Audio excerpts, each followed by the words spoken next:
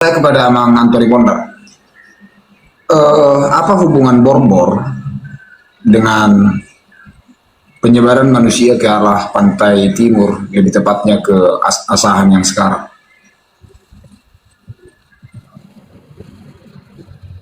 Apa hubungan ke arah timur itu karena memang keturunan dari Bogor ada yang ke sana. Jadi kerajaan Simargolang sudah membentuk suatu koloni pada masa itu. Tapi Pandai pada saat itu belum datang dan belum ada Pandai ke wilayah timur. Karena Boro-Boro ada, lahir pun belum lahir itu. Karena Pandai itu kan dari Sitorus. Nah, Margolang itu sudah sekitaran 2 generasi atau 3 generasi lah baru Pandai itu ada. Jadi si Margolang itu sudah membentuk koloni di wilayah timur. Nah sebenarnya yang diperangi oleh Aceh Timur itu sebenarnya wilayah Simargolang. Wilayah Simargolang. Makanya kenapa kemudian marga Borunya yaitu dari Narasaol terkhusus Pane dan juga beberapa dari Manuru pada masa itu di hire oleh Simargolang, diajak sehingga masuk dalam kelompok Simargolang. Dalam rangka apa sih sebenarnya? Dalam rangka memperkuat benteng pertahanan untuk mempertahankan wilayah itu dari invasi Aceh Timur.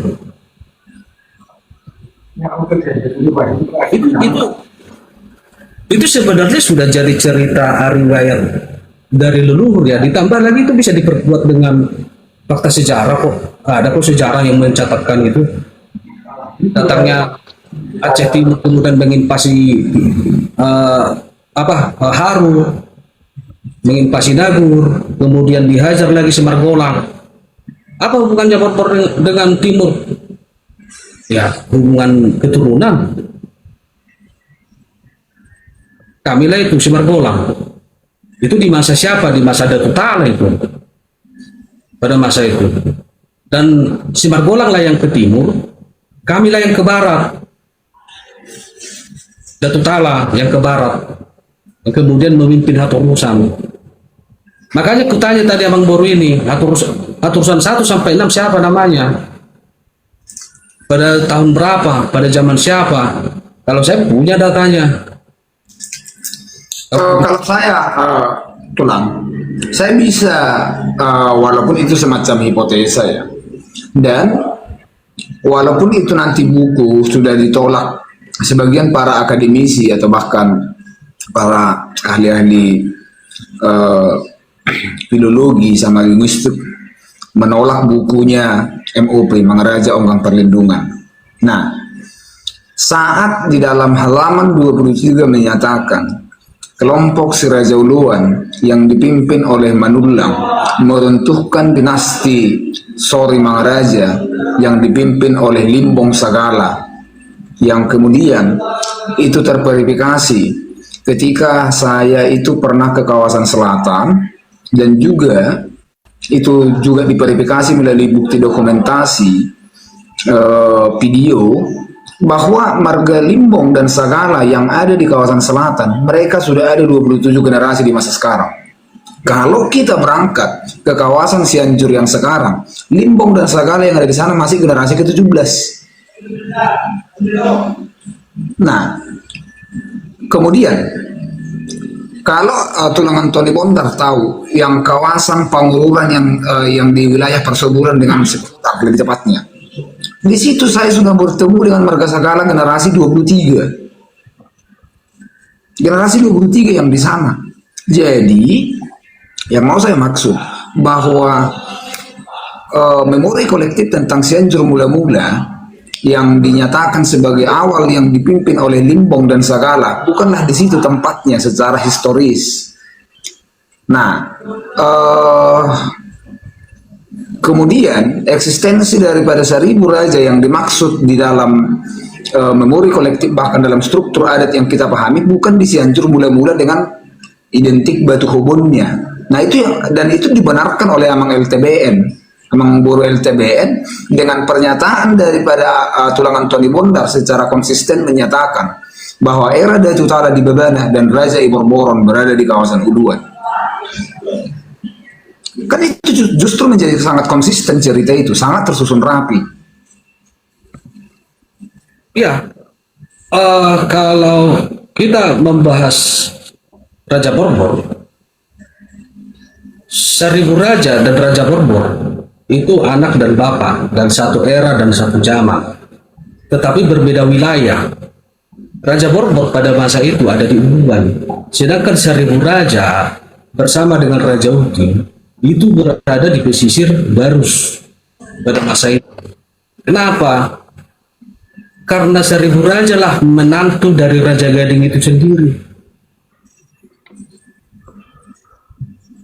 Kenapa harus di situ dia? Dan makamnya di situ kok. Di Tanah Gayo kok makamnya sampai hari ini. Makam Seribu Raja itu. Kan ada yang banyak yang mengatakan bahwa makamnya Seribu Raja ada di Barus, ada di Tanah Tinggi, ada di mana. Enggak. Di Gayo, dan itu kami sudah menelusuri itu. Dan itu sudah terverifikasi kok makamnya. Jadi kenapa kemudian kiblatnya Seribu Raja nggak ke Cianjur atau nggak mempertahankan wilayah Toba? Itu dulu pertanyaannya. Kenapa dia nggak mempertahankan itu kalau memang titik nolnya di Pusuk Bumi? Kalau memang dia raja pada masa itu, kenapa nggak dipertahankan itu? Logikanya aja. Makanya saya nggak terlalu sepakat dengan apa tarombo Raja Batak itu. Nggak sepakat saya. Ya, walaupun saya warga Pasar Ibu dan saya nggak sepakat itu. Saya pakai tarombo Manurung bukan tarombo Batak ya. Saya pakai tarombo Manurung kok. Ya. Nggak masuk akal itu. Tiba-tiba madek dari Gijang, madek Kutor Putih, nggak masuk akal itu. Ya secara historis atau secara sejarah memang nggak masuk akal itu Tulang. Tapi kan itu menjadi memori kolektif, boleh-boleh aja. Nah, tapi pertanyaanku kepada Amang Boru Mr. LTBN, kalau kita melihat daripada fakta-fakta kesepakatan hubungan emosional daripada Tambun dengan Narasaunya lebih spesifik ke Manurung. Nah, apakah Tambun itu juga adalah bagian daripada kawasan pantai timur, kemudian mereka melakukan ekspansi mulai dari Persembilan, Beligi, Bakara, Dodok Sanggul sampai ke Pangaribuan, sampai ke Barus, Tuka, sampai ke selatan. Ya, jadi begini loh ya, makanya saya tadi mengapa saya katakan bahwa karena memang secara historis memangnya bahwa sejarah Tambun itu kan dari Tuan Surbani Banua, dari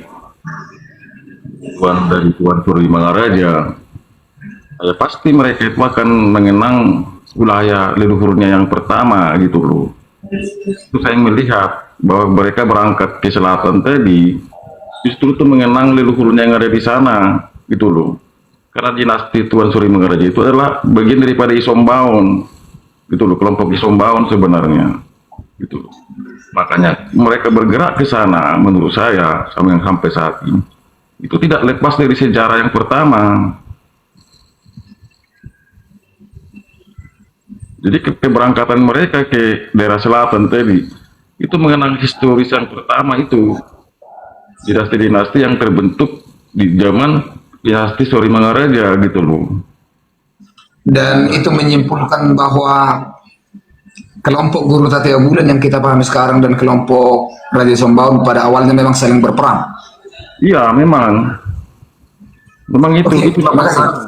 Gitu loh. Terima kasih kepada Amang Boru LTBN, tapi nanti silakan dibantah Tulang Antoni Bondar. Sekarang saya beralih kepada Amang Datune Permata. Pertanyaanku kepada Amang Datune Permata, pusat inti daripada penyebaran suku Simalungun yang selalu digaungkan sebagai identitas daripada kelompok budayawan Simalungun. Itu akar penyebarannya dimulai dari mana, Abang? Silakan. Kalau saya mengikuti kronik dinasti Sui tadi itu, ya dari bandar situ, dari daerah perdagangan itu. Begitu. Dan kita juga ada namanya Pulau Pandan di situ kan. Ada nama kuno banget nih, Pulau Pandan. Jadinya akhirnya orang Simalungun, nenek moyang kami, membuat namanya Pustaha Perpandanan Nabola gitu. Ini artinya sedang mau mengatakan kalau Pulau Pandan itu adalah sesuatu yang luas gitu ya kan, suatu wilayah kayak gitu. Nah, kan disebut dalam apa itu Pustaha itu ada Pustaha Perpandanan Nabola. Dan menariknya, leluhur kami itu udah membuat yang namanya tradisi tulis menulis, disebut sebagai Pustaha. Pustaha nggak hanya selalu menuliskan tentang konteks-konteks hadatuan, mereka juga menuliskan konteks politik di masa lampau. Intrik juga ada di dalam, dan di dalam itu juga ada bagaimana sebuah kerapatan, sebuah harungguan atau musyawarah di situ. Di situ dikatakan ada jelas sekali ya kan, ada nanti namanya Ogung Sitandol. Ketika Ogung Sitandol ini digongkan gitu, dia akan bersuara ke Desa Nawaluh katanya. Di mana nanti akan datang yang nanti namanya Tuan Marjandi Asi, Tuan Martaka Habing, Tuan dari orang kaya Raja Uluan segala macam. Itu akan datang ke Pamatang, Perpandanan Nabola itu untuk menanyakan apa yang sedang terjadi di Pamatang katanya. Apa Ogung Sitandol dibunyikan katanya gitu. Ya berarti ada rapat lah di situ kan. Itu jelas bahasa-bahasa itu menunjukkan bagaimana raja itu melakukan harungguan, melakukan rapat dengan tungkat-tungkat kerajaannya itu begitu. Nah, menariknya lagi kemudian, ini aku bacakan sedikit ya, bagaimana akhirnya di abad ke-15 Nagur itu sudah melakukan diplomatik ke luar negeri lewat suratnya ketika terjadi perang dengan Aceh. Aku bacakan lah ya, tapi nanti ini masih perlu kita terutama aku akan terus konfirmasi ini. Karena memang ada kitabnya dibuat, nama kitabnya itu Peregrinaco. Di situ dituliskan, ini udah terjemahan sekarang ya. Terjemahan isi diplomatik Timur Raya. Kepada engkau yang berkuasa, perwakilan dari singa bermahkota di atas takhta lautan yang menakjubkan, yang berkuasa atas tiupan segala mata angin. Pangeran yang kaya dari Portugal yang agung, tuanmu dan tuanku. Aku Anggesri Timur Raya, raja dari batas atau pedalaman Nagur, membuat pernyataan ini kepadamu dengan harapan aliansi kita akan sekokoh besi yang tidak bisa dipatahkan oleh waktu. Ketahuilah olehmu, wahai kapten yang mulia, bahwa saat ini negeriku sedang dikepung dan diancam oleh kelaliman Raja Aceh yang dengan bala tentaranya yang berniat menghancurkan hukum leluhur kami dan merebut kemerdekaan bumi kami. Oleh karena itu, melalui utusanku ini, aku mengirimkan kepadamu tanda persahabatan berupa kayu gaharu dan kemenyan yang harum. Sebagai gantinya, aku minta engkau bersedia mengirimkan kepadaku pasokan bubuk wisnu, timah dan senjata laras panjang untuk prajuritku. Jika engkau membantuku mematahkan taring tirani Aceh, maka pelabuhan kami, sungai-sungai kami, dan seluruh hasil bumi di pegunungan kami akan selalu terbuka lebar bagi kapal-kapal perdagangan Portugal. Semoga persahabatan antara kita dan Raja Portugal yang agung bertahan selamanya.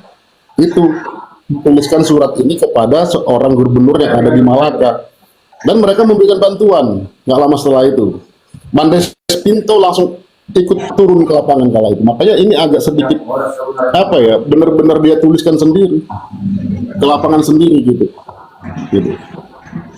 Dan ini misinya ini diterima, kedatangan Dabolai disambut dan dituliskan Dabolai disambut hangat oleh gubernur Portugal Pedro de Faria gitu.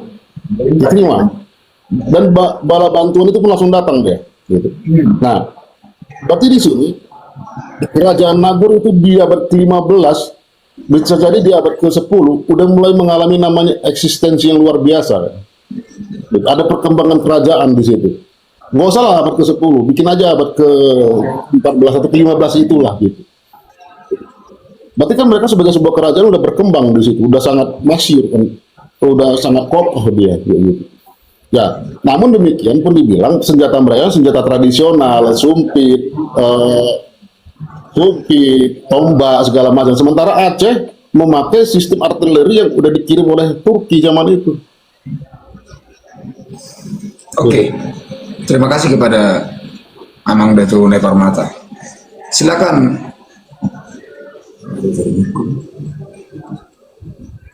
Oke, terima kasih kepada Amang Dato' Neparmata. Silakan kepada Tulang Antoni Bondar berikan tanggapan terhadap argumentasi yang disampaikan oleh Amang Boru Mister LTBR.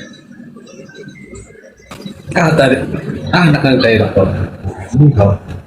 Tentang kelompok guru Tatia Bulan dan Raja Sumbau. oh ya, kembali ke situ. Ada kesimpulan bahwa ini dua kelompok yang bertikai. Guru Tatia Bulan di Sumbau. Berarti Maulana na bertikai don. Berarti ini bukan saudara kan? Bukan kakak adik dong. Sebagaimana yang dibuat di Tarombo Raja Batak itu. Kebetulan saya juru muda-muda lagi hukar-hukar main langsung metua hujatullah. Namun begini, kalau kemudian ada kesimpulan bahwa Isumbaon dan Tatia Bulan itu adalah dua orang yang bertikai atau dua kelompok. Kalau kita katakan dua kelompok, harusnya banyak tuh. Tapi kalau dua orang, kita juga masih perlu telusuri. Tapi pertanyaannya, kenapa kemudian Isumbaon, ya, kecenderungan keturunan dari Isumbaon selalu mengambil istri dari keturunan Tatia Bulan? Jadi pertanyaannya kembali, kalau kemudian ini adalah dua kelompok yang bertikai, kenapa kemudian kecenderungan dari keturunan Isumbaon, cenderung ya, kecenderungan artinya udah mayoritas tuh, udah mayoritas. Kenapa kecenderungan dari Isumbaon ini selalu dari klan Tatia Bulan tuh yang menjadi, yang selalu harus mengalak boru dari Tatia Bulan, harus terkhusus kami Borbor ya. Saya menyatakan bahwa klan marga Batak ini yang di Toba lah pada umumnya 95% istri-istri opungnya itu dari kami. 95%. Mau siapa? Oke, kita bahas dulu. Sorba di Banua, Datu Pejel, Sorba di Jaya, Leap Baton. Mau kita bahas Tambak. Mau siapa lagi? Si Bagok Nipohan, Tapu Bulu, ya Tua di Bangar, Sonak Marela, sampai ke pos-pos. Marpun itu adalah anak dari Raja Gorak. Kemudian Raja Matanyari itu adalah buyut daripada istrinya, buyut daripada Raja Gorak yang menjadi kerajaan Alat Tardosi. Itu dari Borat itu. Mau marga siapa mau kita bilang? Hampir semua istri dari kami. Kalau ini kelompok yang bertikai, nah ini harus kita telusuri nih. Jadi menarik kalau memang kelompok yang bertikai. Tapi saya ada kesimpulan di awal, sebenarnya bukan bersaudara ya, bukan kakak adik, tetapi dua kelompok yang punya asal usul dari tempat yang sama. Itu lebih memungkinkan, punya kekerabatan yang sama antara Tatia Bulan dan Isumbaon.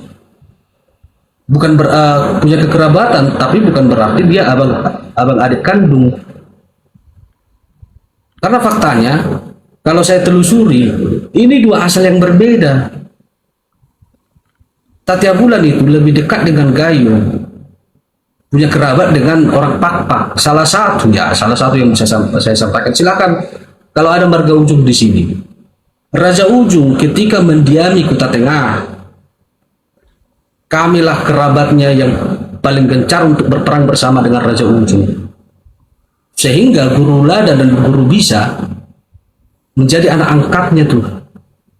siapa guru Lada dan guru Bisa ini? Yaitu kami, keturunan dari Raja Bondar itu.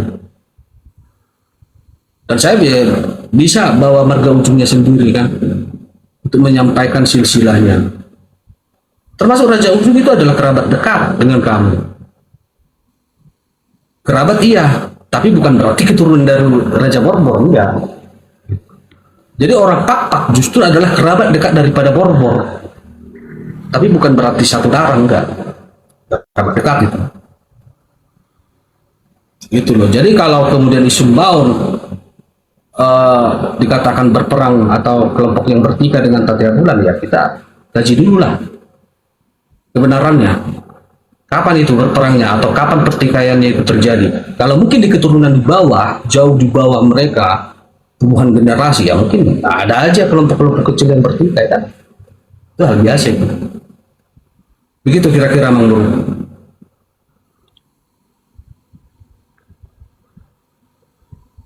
Jadi langsung saya jawab. Tadi saya kan awalnya tidak menyatakan berperang, yang berperang itu kan tulang gurjen ya. Saya bilang kehancuran dinasti Suri Mangaraja itu kan pecah akibat perang dengan Kola dengan Sriwijaya, sehingga bubar. Kemudian dinasti Hatorusa membentuk di daerah Toba ataupun Uluan lah, ya kan.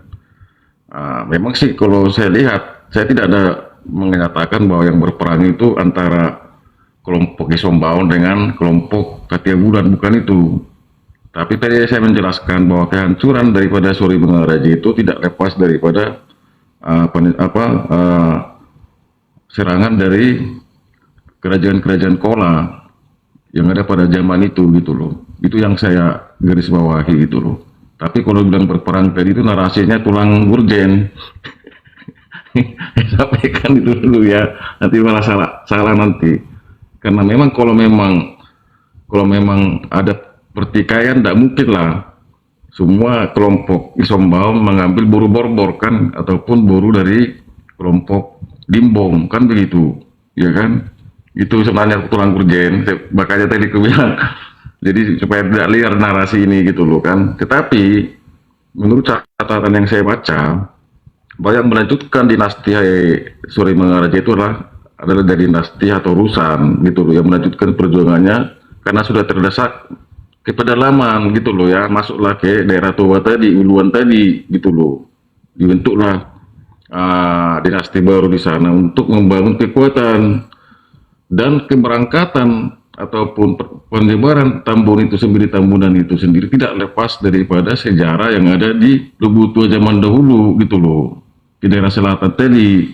Itu masuk saya gitu loh, tulang, supaya nggak liar nanti narasi ini. Jadi tidak lepas daripada sejarah yang ada pada zaman itu, di zaman-zaman Hatorus di dinasti Suri Mangaraja tadi gitu loh, tulang gurjen. Makanya condongnya larinya kembali lagi ke daerah-daerah selatan tadi gitu loh, bersama dengan kelompok Satya Bulan tadi. Tapi Karena masuk akal juga itu Bang Boru yang disampaikan Bang Boru tadi. Mungkin saja pada saat itu wilayah Barus ini di dalam penguasaan. Jadi pada zaman itu nggak disebut raja ya, penguasa. Sri Maharat kalau zaman Suri Mangaraja itu adalah Sri Maharat, itu gelarnya, pimpinan tertua. Kalau orang-orang luar menyebutnya penguasa. Jadi kayak catatan Arab juga menyebutnya adalah penguasa. Sri Maharaja. Jadi ada catatan itu. Baca Sri Maharaja, tapi nggak disebutkan namanya. Makanya ini yang mau saya tanya, kalau kemudian itu yang disampaikan bahwa itu dari Suri Mangaraja yang dimaksud, siapa namanya? Karena begini loh, nggak mungkin tiba-tiba ada gelar nggak ada namanya. Jadi kita Kalau Hatorusan kan memang disebutkan langsung, Hatorusan saya itu kan ada namanya langsung gitu loh. iya sampai Hatorusan berapa juga saya ada namanya. Ya makanya tadi saya bilang catatan saya itu hanya sebatas itu aja yang saya baca gitu loh.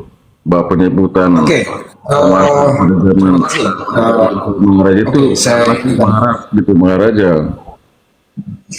kalau dari Amang Datuna Nai Permata, sejauh yang Amang ketahui, hubungan sosial, hubungan politik daripada kelompok Simalungun itu sampai ke daerah mana yang Amang ketahui sehingga bisa mengklaim secara historis bahwa kerajaan yang dimaksud itu sebagai Nagur adalah legasi daripada Simalungun yang sekarang, yaitu Sinaga Saragi Damanik Purba. Baik. Di sini setelah aku baca pelan-pelan semua Gurjen, pelan-pelan aku bacakan.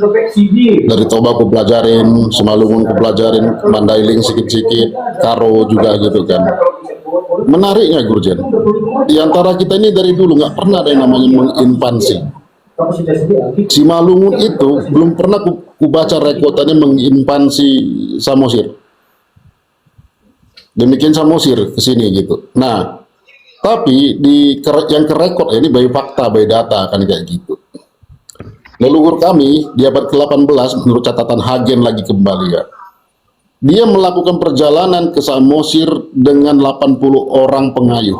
Ini ada benar. Ada benar. 80 orang pengayuh, catatannya ada itu. Abang masih bisa mengingat Kalau sudah melakukan apa ya, ini kan udah kelihatan besar ya, lumayan lah kalau 80 orang pengayuh, solu bulunya kan besar itu. Kan kayak gitu. Berarti bisa dibilang zaman itu leluhur kami itu sudah melakukan apa ya, teknologi kemaritiman danau juga, begitu. Walaupun nanti hubungannya bisa jadi untuk perdagangan. Iya, aku tahu. Kalau untuk perang secara langsung aku bilang belum ada. Gitu.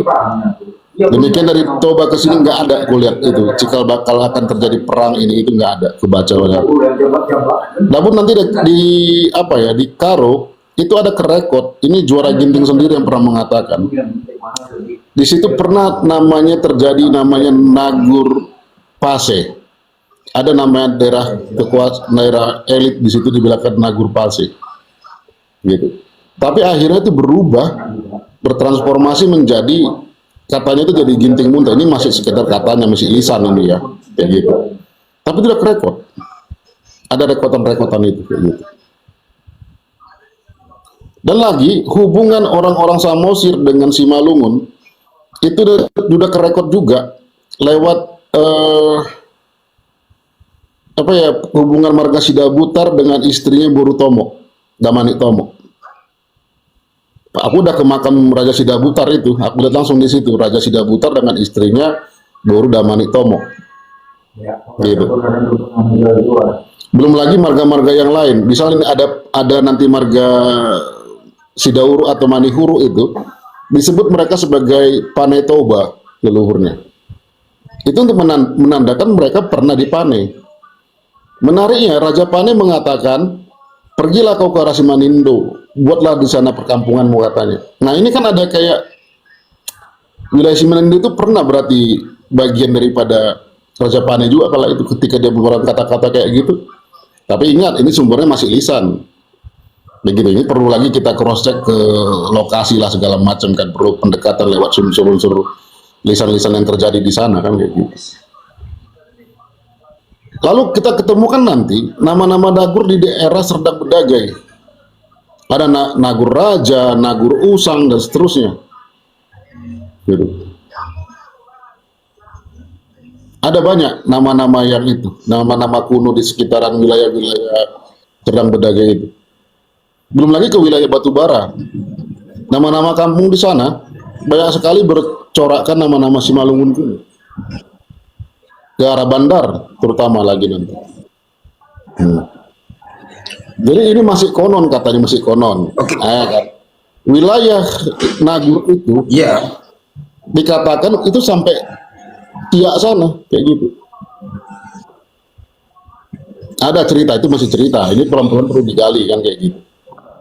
Jadi juga kita nggak langsung berani mengklaim. Tapi setidaknya artefak kata-kata itu sudah muncul di negeri-negeri, di tempat-tempat yang kita kenal topografi, yang kita kenal dengan batas administratif yang dinamakannya Indonesia hari ini. Gitu.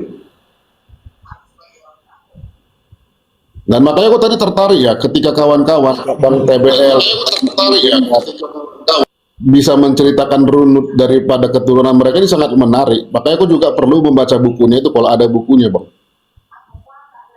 Penting juga ini yang kayak gitu. Karena aku akan bisa lagi mengenali bagaimana sistem politik di daerah atau Rusan dan sekitaran Toba kan. Jujur aja kemampuanku tentang pengetahuanku tentang Toba nggak begitu mendalam.